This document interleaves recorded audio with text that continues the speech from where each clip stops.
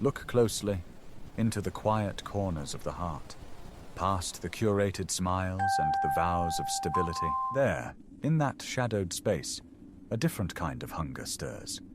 A truth you were never meant to speak aloud. You have him, the good man, the one who architects his world around your happiness. He answers texts before you finish typing. He remembers the trivial details you yourself forget. He is a mirror, reflecting only the version of you he thinks you want to see. This should be peace. This should be contentment. So why does it feel like a beautiful, gilded cage? Why does his complete devotion feel weightless? Like a feather when your soul craves an anchor in a storm. Here is the unspoken truth. It is not his love you doubt. It is his power. The female ego, that ancient primal force within, does not merely seek comfort. It craves conquest. Not the conquest of a lesser being, but the challenge of an equal. A fortress that does not yield its keys so easily. A man who is fully yours, fully predictable, fully controlled, offers the ego nothing to climb. He is a finished game. There is no mystery, no challenge, no territory to win. His soul is a map she has already memorized. This is not about a desire for cruelty or abuse. That is a distortion, a sickness. This is about something far more profound. It's about respect, primal respect. A man who cannot be fully controlled is a man who controls himself. He has his own internal compass, his own North Star. His world does not begin and end at her approval. His passions, his purpose, his very essence, they are his own. He is not a planet held in her orbit by the gravity of her needs. He is his own star, burning with his own fire. And that independence, that self-possession, is the most potent aphrodisiac the female ego can encounter. It signals value, high value. In the brutal evolutionary marketplace of attraction, he is a rare commodity. This is not a game he is playing. This is who he is. His lack of neediness is not a tactic. It's a testament to his fullness. Think of Eleanor. She had James.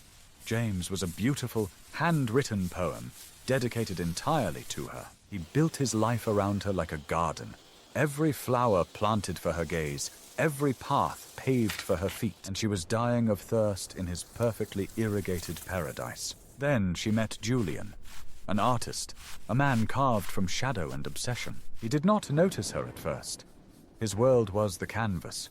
His god was the next brushstroke. When he finally looked at her, his gaze wasn't one of adoration. It was one of curiosity, of assessment. He didn't offer her a world. He simply, silently, invited her to witness his. And her ego, starved and dormant, awoke with a roar. Here was a mountain. Here was a locked room. Here was a man she had to earn. She found herself changing, reading books she thought she'd hate, developing opinions he might challenge. She wasn't trying to become someone he would like. She was trying to become someone who could stand beside him, as an equal. The brutal irony? The more she focused on herself, the more he noticed her. Respect followed respect. This is the core of it all. This is the mechanism. The man a woman can't fully control is not a tyrant or a player. He is a man who respects himself too much to be controlled. His boundaries are not walls to keep her out. They are the foundations of his own temple. He forces her to grow. His existence is a challenge to her own complacency. He cannot be her whole world, so she is forced to build her own.